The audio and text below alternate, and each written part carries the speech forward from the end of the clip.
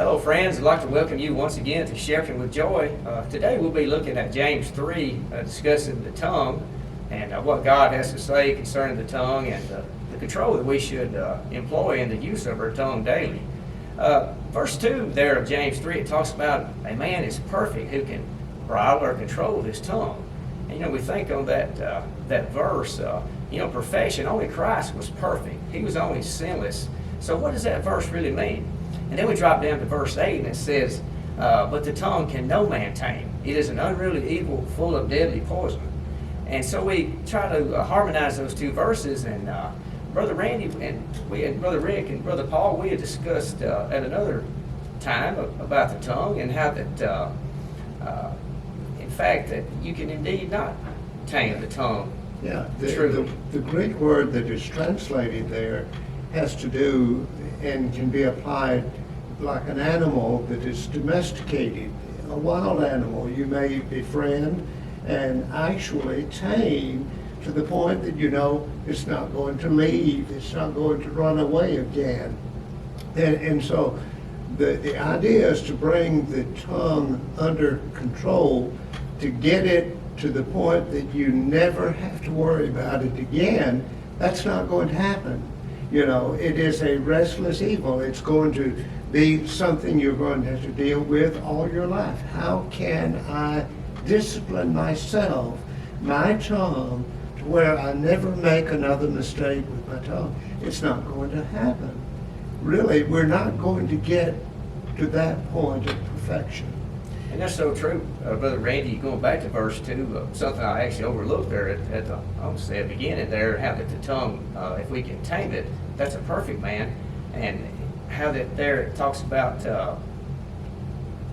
if we can bridle the whole body, Yeah. which means we can control all sins of the body. If we have the discipline to control our tongue, if we're that disciplined, then maybe we can control other sins that can tempt our body, you might say. There's different characters in the Bible where we see that in action. Whenever the Apostle Paul was teaching against the goddess Diana and the idols that was being made, Alexander the coppersmith was one of the ones that really caused an uproar. And in 2 Timothy chapter 4 and verse 14, Paul states that Alexander the coppersmith did me great harm. And then going down into verse 15, the last part of it said it did greatly withstand our words. He caused an uproar. He caused the Apostle Paul to end up in prison and to be punished. And so there's a lot of examples that we can look at and see that we don't need to be like those people. And Brother Paul in the Scripture, opposite of Brother Richard's point, where it's used for evil, what about some times in the Scripture where it's used for much good? Paul offered his defense. Stephen was the one that was preaching the gospel.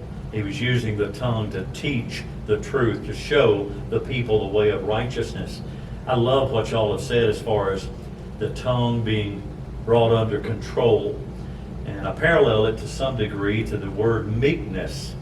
Meekness is not weakness, but meekness is strength under control.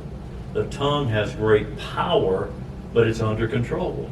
And thus we are using it, what could be evil or good, but we're using it for good. And that's what many people did in the first century. We can do the same today. And all that's so true. And in closing today, let us remember verse 2, if we might. Let us daily bridle our tongue. And in doing so, how do we do that? We choose our words very carefully. We bring our tongue, you might say, into subjection. Let's do that and be pleasing to our God.